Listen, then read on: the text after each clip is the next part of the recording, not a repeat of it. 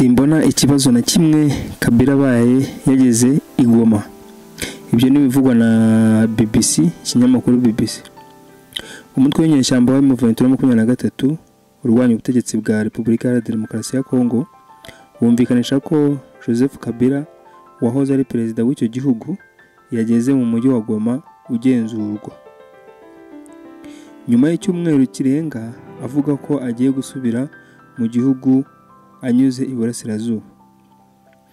Amakuru yo gusubira muri Repubulika ya Demokarasi ya Kongo yatangajwe bwa mbere na radiyo mpuzamahanga y'Abafaransa RFI kuri uyu wa gatanu nijoro.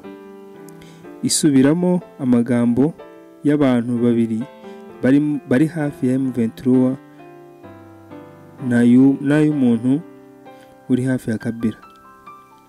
RFI isubiramo amagambo y'abo bantu yatangaje ko Kabila yanyuze i Kigali akabona kugeraho aho mu murwa mukuru w'intara ya Kivu ya ruguru.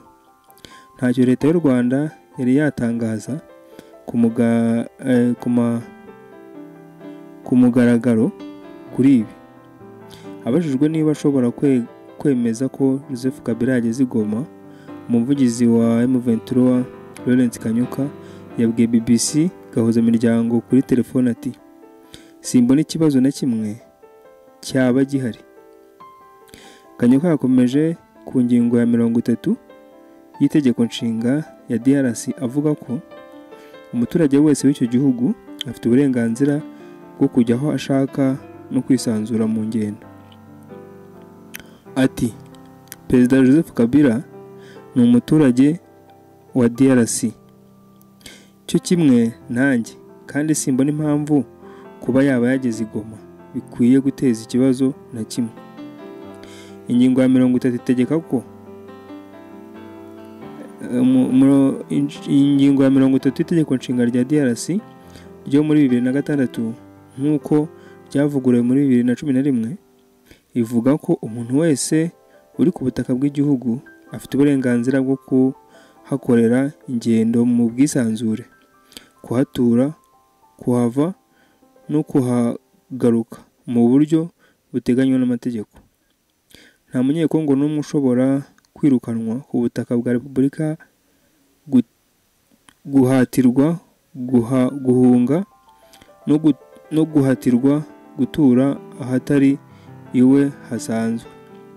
Kinshasa ishinja Kabila wamaze imyaka 18 ku butegetsi kugeza asimbuwe na Perezida Felix Tshisekedi 2019 nyuma y'amatora yanenzwe kubamo uburiganya, kuba ari we uri inyuma y'umutwe wa M23 ibyo we akabihakana.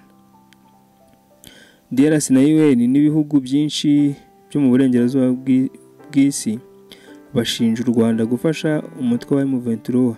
Leta y'u Rwanda irabihakana ikavuga ko ikibazo cy'intambara yo mu burasirazuba bwa Kongo ari icy'abanyekongo ubwabo, biganjemo abatutsi baharanira uburenganzira bwabo. Kinshasa yananiwe gukemura.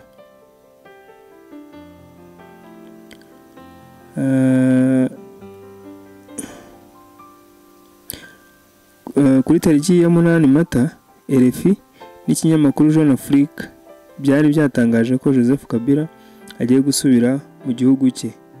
Bitatinze anyuze mu gice cy'uburasirazuba bivuga ko yabyemeje mu nyandiko. RFI na Jeune Afrique byari byasubiyemo inyandiko ye ivuga ko agiye gutaha kuko igihugu cyifashe nabi mu rwego rw'umutekano no mu zindi nzego zose z'ubuzima bw'igihugu kugira ngo afashe gushaka igisubizo.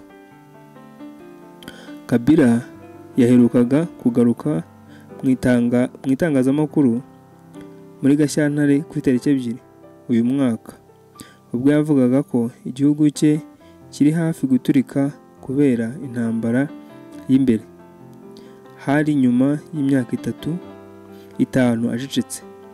Muri Gashyantare uyu mwaka, Tshisekedi yavuze ko Kabila ari we muntu nyawe uri inyuma y'ibi byose, amushinja gufasha umutwe wa M23. Kumusubiza Kabila ubusanzwe ni umusenateri wa DRC.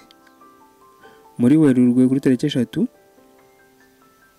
yabwiye abanyamakuru muri Afurika y'Epfo ati iyo mba mfatanya na M23 ibi byari kuba bitandukanye cyane nuko bimeze uyu munsi.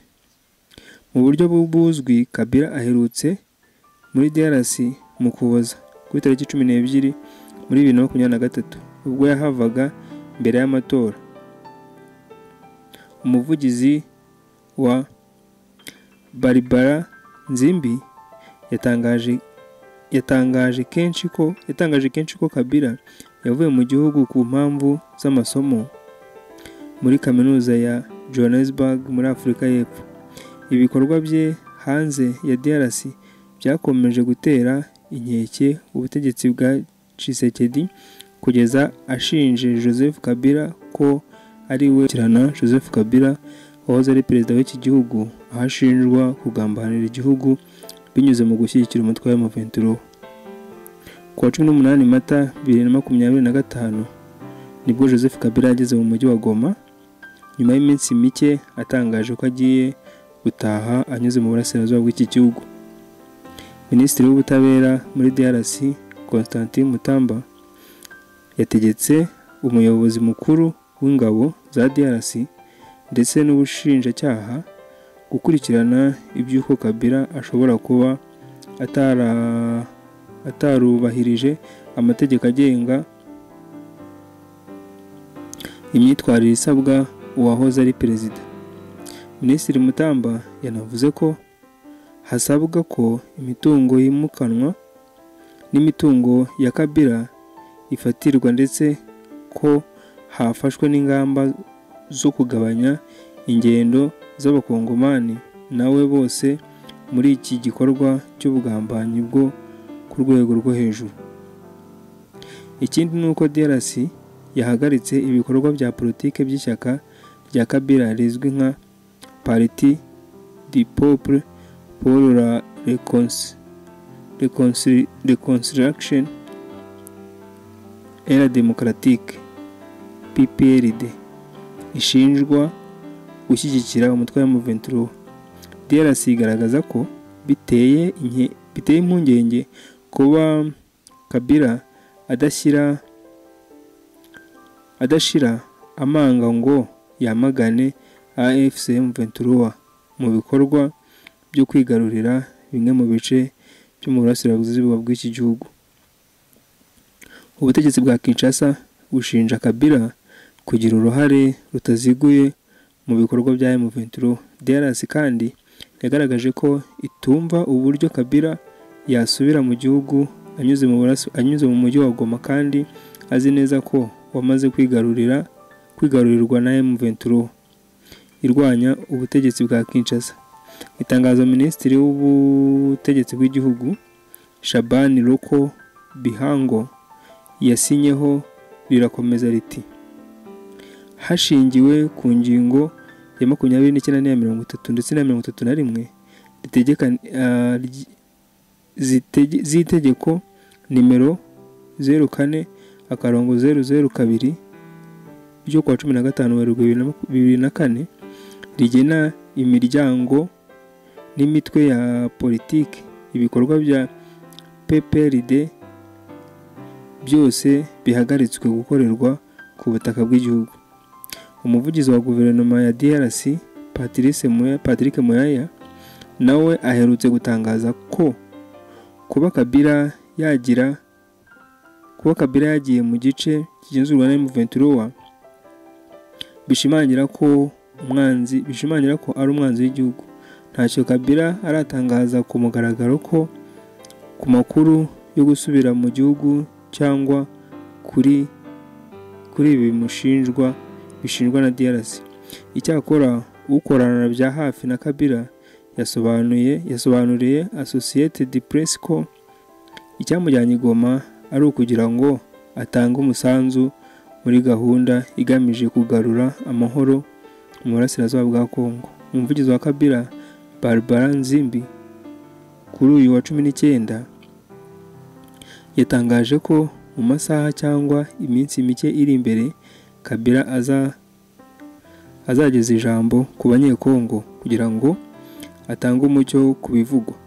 Yagize ati mu masaha ari imbere, iminsi iri imbere, Joseph Kabila azageza ijambo ku gihugu kugira ngo atange umucyo. Muri Gashyantare 2025, Perezida Felix Tshisekedi yavuze ko Kabila ari we muntu nyawe uri inyuma y'ibi byose, amushinja gufasha M23. Icyakora Kabila nawe muri Werurwe 2025 amusubiza ko iyo aba afasha M23 ibintu byari kuba bitandukanye cyane nuko bimeze ubu ngubu.